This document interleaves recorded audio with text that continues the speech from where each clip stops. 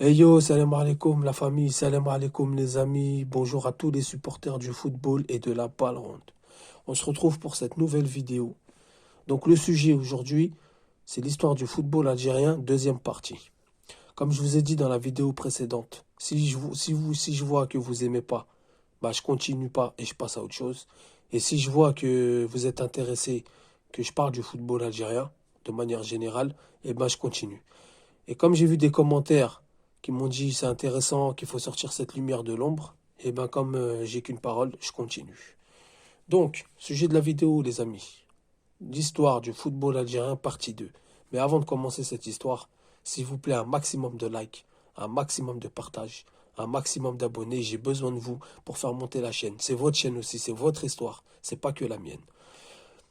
Donc, après avoir parlé de l'équipe du FLN, après avoir mis la lumière sur certains joueurs de l'équipe du FLN, comme Rachid Makhloufi, comme Mustapha Zitouni, comme Abdelaziz Benchifour, comme Amar Rouaille, etc., etc., on va parler de la suite logique. 1962, l'Algérie obtient son indépendance. Donc le pays il est libre, il est indépendant, et donc l'équipe d'Algérie n'est plus dans la clandestinité. Mais il faut savoir une chose, les amis, c'est que l'Algérie, donc l'équipe d'Algérie, elle a eu son affiliation à la FIFA et à la CAF la même année, c'est-à-dire en 1964. Donc, de 1962 à 1964, il ne s'est pas passé grand-chose. Il y a eu des matchs amicaux, il y a eu l'éclore de certains joueurs, mais il n'y a eu aucun match officiel, que des matchs amicaux. J'ai trouvé que parler de ces matchs amicaux, au début je voulais vous en parler, mais qu'est-ce que je vais dire? Je vais dire qu'ils ont fait 2-2 contre l'Égypte, je vais dire qu'ils ont gagné 3-1 contre le Maroc, je vais dire qu'ils ont fait match nul contre l'URSS, qu'ils ont battu la République tchèque, qu'ils ont perdu contre la République tchèque, etc., etc. Je trouve pas ça très très intéressant. Donc je me suis focalisé sur un petit phénomène. C'est pour ça que cette partie 2 va être un peu spéciale. Ça sera plus basé sur un joueur.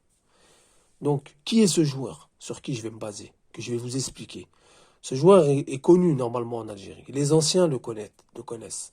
Les anciens vont savoir de qui je parle. Bah, tout simplement, c'est Monsieur Hassan Lalma. Ara Rahmo. Qui est Hassan Lalma? Quel poste jouait Hassan Lalma? Quel était son style de jeu? Bah, Hassan Lalma, c'est un joueur qui est né à Bir Morad Raïs, à Alger, qui a fait toute sa carrière en Algérie. Il a joué à Hussein Dey, donc le club là où il a vraiment atteint un haut niveau. Il a joué à Belcourt. Il a joué à l'AS Santé, si je me souviens bien. L'AS Santé, ou IRT Santé, si je me rappelle bien. Et voilà. Donc, la particularité d'Hassan Lalma, moi, de ce que j'ai vu, de ce que j'ai entendu, de ce qu'on m'a dit, parce que là, je vous parle, mais c'est parce que c'est des recherches et des recherches depuis longtemps que j'avais faites déjà. Moi, c'est un joueur qui a une particularité de avoir tout en un. C'est-à-dire, il était physique, il était rapide, il était technique et il était intelligent dans le jeu. Il avait tout ça en lui. C'est-à-dire un joueur qui a tout ça. Il y a des joueurs, ils sont juste la rapidité. Il y a des joueurs, ils ont juste la technicité. Lui, il avait tout ça en un. Pourquoi je vous dis ça? Parce qu'au fait, tout simplement, chaque match, pour lui, il jouait différent. Il y avait un match face au Mali. Donc, je vais vous donner une anecdote. Je vais vous donner une idée sur le joueur. Il y avait un match face au Mali où il n'a pas bougé du rond central. Pourquoi? Parce que il a vu que les joueurs maliens, un défaut quand ils étaient pris de vitesse. Quand ils étaient pris de vitesse, ils n'avaient pas un beau repli défensif.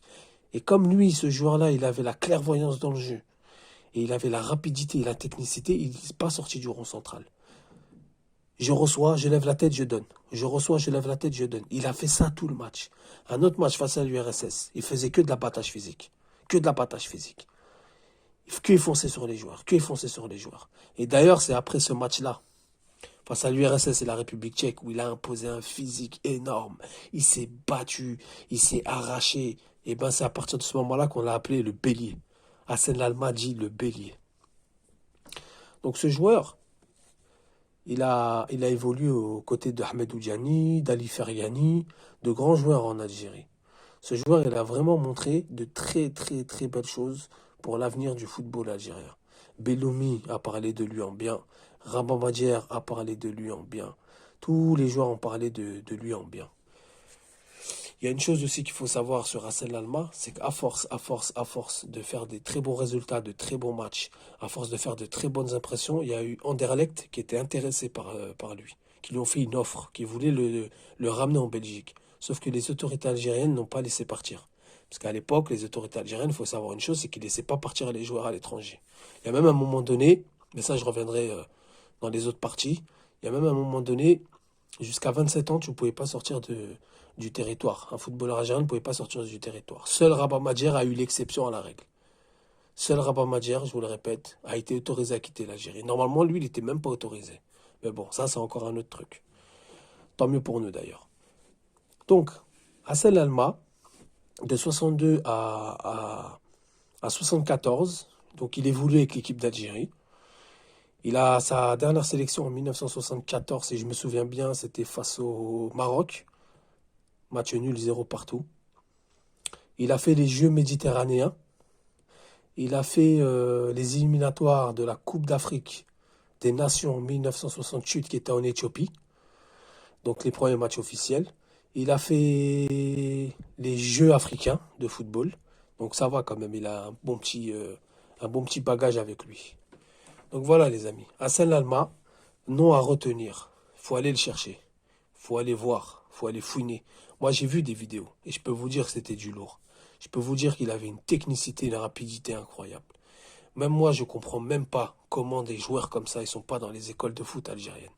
Franchement les amis, c'est vraiment affolant. On a eu des joueurs de qualité. On a eu des joueurs de ballon. On a eu des... Même, je vais vous dire une chose, je me souviens, même l'équipe d'Algérie, dans les années 90, fin des années 90, début des années 2000, quand on a traversé les salles d'époque, quand on a eu des résultats catastrophiques, il y avait toujours des joueurs algériens vraiment que s'ils étaient bien formés, s'ils avaient le mental, ils pouvaient faire quelque chose. Ça a toujours été juste l'organisation qui nous manque. Donc, les amis, c'est pour ça que cette partie 2 va être un peu spéciale. Je pense que pour moi, ça va être la moins intéressante. Je préfère vous le dire. Je ne vais pas vous inventer du rêve. Je pense que la plus intéressante, ce sera la partie 1 et peut-être les autres parties dans les années 80 et dans les années 2010 et récemment avec la Coupe d'Afrique. Mais la partie 2, elle n'est pas très intéressante parce que de 62 à 64, vraiment, je ne vais pas vous inventer du rêve. Je ne vais pas vous vendre de la poudre aux yeux. De 62 à 64, il n'y a eu que des matchs amicaux. Il n'y a eu que des matchs amicaux. Donc voilà les amis. Hassan Lalma, grand joueur de football algérien, paix à son âme, grand technicien, abattage physique. C'est pour ça qu'on l'appelait le bélier. Il a fait beaucoup de matchs. Il avait acquis une expérience énorme avec l'équipe nationale. Il a traversé l'Afrique. Il a fait beaucoup de matchs amicaux, beaucoup de matchs officiaux. Et il a joué les Jeux africains, les Jeux méditerranéens, où ils avaient perdu face à l'Italie, face à l'Espagne, si je me souviens bien. Et ils avaient gagné face au Maroc, 3-1. Donc Hassan Alma dit le bélier, allez vous renseigner, allez faire vos recherches, et vous allez voir c'est quoi. Vous allez voir que je ne vous mens pas. Sur ce, la famille, j'espère que ça vous a plu. Un maximum de likes, un maximum de messages. C'est pour nous que je fais ça, c'est pour la communauté que je fais ça. C'est pour éclaircir le football algérien. Le football moderne nous doit quelque chose. Je vous dis à bientôt pour la 3e partie. Portez-vous bien et j'espère que ça le fera. Merci la famille. Ciao, ciao, salam.